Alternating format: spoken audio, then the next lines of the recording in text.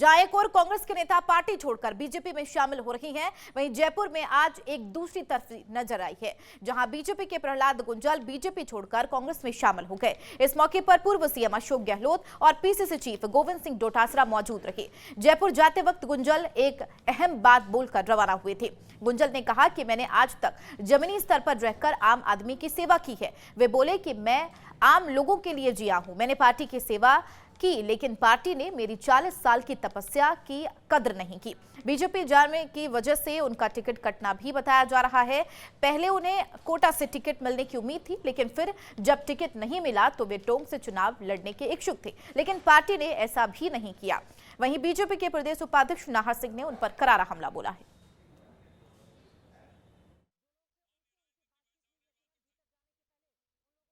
Party में जिल्लत महसूस कर रहे थे। जिन सिद्धांतों से प्रेरित होकर भारतीय जनता पार्टी में गए थे, वो आज केवल वहां पर विचार का प्रोपेगेंडा है, विचार नहीं है। नेक्सस बन गया, कुछ लोगों के कब्जे में पार्टी चली गई।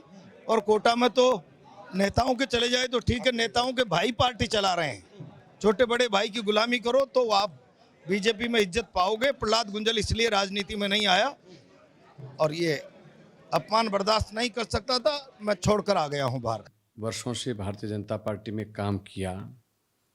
काम करते हुए कई बार व्यक्ति एक दूसरे का मतभेद भी होता है, पर पार्टी सिद्धांतों पे काम करते करते आदमी विचारधारा के लिए काम करता है और वो लगातार करते आए हैं। मैं यही कहना चाह रहा हूँ कि 6 नवंबर का मुझे अच्छी तरह से याद है। 6 नवंबर को उन्होंने एक इंटरव्यू दिया था और उसमें उन्होंने कांग्रेस नेता और उनके सामने चुनाव लड़ रहे कांग्रेस प्रत्याशी शांति धारीवाल जी पर किस प्रकार के आरोप लगाए हैं, मुझे वो दोहराने की यहाँ ज़रूरत नहीं है।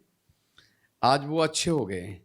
उन्होंने कांग्रेस पर किस प्रकार के आरोप लगे, कांग्रेस पार्टी पर भी लगाए कि कांग्रेस पार्टी की नैतिकताएं समाप्त हो गई है। आज वो कांग्रेस इसलिए केवल अच्छी लग रही है कि उनको कांग्रेस ने शायद कोई टिकट का प्रलोभन। हमारे सहयोगी सुरेंद्र सोनी सीधा न्यूज़ रूम लाइव हमारे साथ जुड़ गए हैं। सुरेंद्र, जाहिर सी बात है मुहाने पर लोकसभा चुनाव है, ऐसे में लगातार ये तस्वीरें सामने आ रही है दल बदल का, चाहे वो फिर कांग्रेस के तमाम दिग्गज नेताओं की बात कर लिए भाजपा का दामन थामने को लेकर, या फिर दूसरी तरफ बात कर ले आज की जो तस्वीरें हमने देखी कांग्रेस में आने की, जो कि बीजेपी के तमाम दिग्गज नेता रही हैं। प्रहलाद गुंजल को लेकर सियासत अभी गर्मा चुकी है, राजस्थान के कद्दावर नेता रहे हैं। जाहिर सी बात है, ऐसे में ये कहना गलत नहीं होगा सुरेंद्र की कांग्रेस को एक कहीं ना कहीं काफी मजबूती मिलती हुई नजर आ रही है। बिल्कुल चंदा, आपका सवाल बड़ा लाजमी है। इसलिए कहा जाता है कि बेआबरू होकर निकले तेरे कूचे से अब याचना नहीं महारण होगा। अब देखिए कि सियासत में किस तरीके से उठापटक की ये तस्वीरें नजर आ रही है, लेकिन यहाँ पर आज ऐसे कई महत्वपूर्ण बिंदु हैं जिन बिंदुओं पर आज हम चर्चा भी करेंगे। और प्रहलाद गुंजल की कांग्रेस में आने के पीछे की इनसाइड स्टोरी क्या है उसको समझना बेहद जरूरी होगा। देखिए कि अब कोटा हड़ौती यानी कि बूंदी और कोटा से अब कहीं ना कहीं जो पेच कांग्रेस का फंसता हुआ नजर आ रहा था वो बिल्कुल साफ हो गया है कि अब यहाँ से जो है वो प्रहलाद गुंजल जो है वो चुनाव लड़ेंगे, पहली बात। दूसरी बात ये देखिए कि कोटा में ऑलरेडी शांति धारीवाल और कांग्रेस को मजबूती देते हुए नजर आ रहे थे, लेकिन अब यहाँ पर जब प्रहलाद गुंजल जब कांग्रेस में आए हैं तो क्या कांग्रेस को क्या लगता है कि अब शांति धारीवाल कहीं कमजोर नेता होते जा रहे हैं धीरे धीरे, या फिर शांति धारीवाल की काट यहां पर प्रहलाद गुंजल के रूप में निकाली गई है। तीसरा यह है कि एक दूसरे के दूर विरोधी रहे नेता क्या अब एक जाजम पर बैठ करके किस तरीके से लोकसभा चुनाव की रणनीति बना पाएंगे, इसको समझना बेहद महत्वपूर्ण होगा। चौथी बात यह है कि जिस तरीके से क्या अब शांति धारीवाल और गुंजल दोनों मिलकर के क्या ओम बिरला का सियासी गणित बिगाड़ सकते हैं, ऐसे कई तमाम बड़े पहलू हैं जिनको समझना बेहद महत्वपूर्ण होगा। लेकिन जिस तरीके से अब ये गुंजल जब कांग्रेस में आए हैं तो उसके बाद से जो है वो बीजेपी में किस तरीके का जलजलाहट है। देखिए कि कहा जाता है कि वसुंधरा राजे के बेहद करीबी माने जाते हैं प्रहलाद गुंजल और अपने बड़े बोले बयान से ऐसे में ये भी जानना चाहेंगे कि जिस तरीके से उन्होंने सीधे तौर पर प्रहलाद गुंजल ने पीसी में भी ये कहा है कि 40 साल की तपस्या, हमारे वरिष्ठ संवाददाता उमंग माथुर भी आपके साथ जुड़े हुए, उनसे ये जानना चाहेंगे 40 साल की तपस्या की बात उन्होंने कही है कि 40 साल की तपस्या मेरी हुई, लेकिन पूरे तरीके से मेरा अपमान हुआ है, बहुत ज्यादा अपमानित महसूस करा था, यही वजह है कि पार्टी छोड़ी। लेकिन सबसे बड़ी बात यह है कि 40 साल से अगर ऐसी ही स्थिति पार्टी में थी तो ये स्टेप आखिरकार प्रहलाद गुंजल ने पहले क्यों नहीं लिया? बिल्कुल, ये सवाल भी बड़ा महत्वपूर्ण है। इसीलिए हमारे साथ जो हमारे सहयोगी उमंग माथुर हमारे साथ जुड़े हैं कि जिस तरीके से बीजेपी में क्या आज जलजलाहट हुई है, किस तरीके का मोमेंटम रहा है, उमंग जी समझना चाहेंगे कि प्रहलाद गुंजल अब कमल का दामन छोड़ करके हाथ का दामन थाम रहे हैं या थाम चुके हैं, अब कोटा बूंदी से चुनाव भी लड़ेंगे, तो आज बीजेपी में किस तरीके से तस्वीरें रही?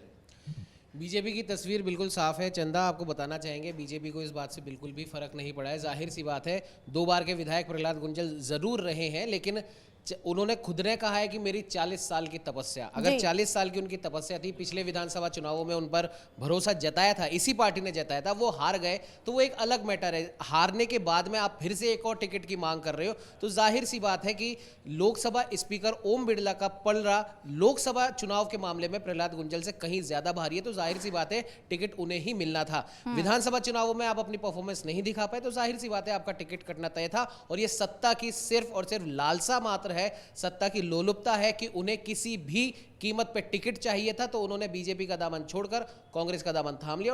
और जैसा कि सुरेंद्र सोनी ने भी बताया कि कांग्रेस की तरफ से उनको टिकट मिलना तय है। एक महत्वपूर्ण बात यहां पर देखने वाली ये है कि अशोक गहलोत उनके जस्ट बगल में बैठे थे और जिस समय प्रहलाद गुंजल ने अपने भाषण के दौरान ये बात कही कि मैं दरी उठाने वाला, दरी बिछाने वाला कार्यकर्ता नहीं हूं और मैं जितना मैंने तपस्या करी है, जितना मैंने राजनीति को सीखा है, उस हिसाब से मैं काम करता हूं, तो कहीं ना कहीं अशोक गहलोत के मन में अपने प्रिय शांति धारीवाल का ख्याल जरूर आया होगा। लेकिन क्योंकि ये लोकसभा है तो जाहिर सी बात है कि शांति धारीवाल, प्रहलाद गुंजल मिलकर ओम बिरला को रोकने का प्रयास जरूर करेंगे। लेकिन ओम बिरला ने जिस प्रकार से अपना पूरा वर्चस्व कोटा बूंदी और या हम यूं कहें कि पूरे हाड़ौती रीजन में जमाया है, कहीं ना कहीं जरूर कुछ टिकटों का नुकसान जरूर कर सकते हैं, लेकिन हार जीत अगर इसमें देखी जाए तो वो कहना अभी के लिए फिलहाल उचित नहीं होगा। ठीक है उमंग जी, ऐसे में ये देखिए आप तस्वीरें, क्योंकि राजनीति में लगातार हम ऐसी तस्वीरें देखते हैं, जो आज पार्टी के साथ है वही पार्टी के विरोध में खड़ा हो जाता है और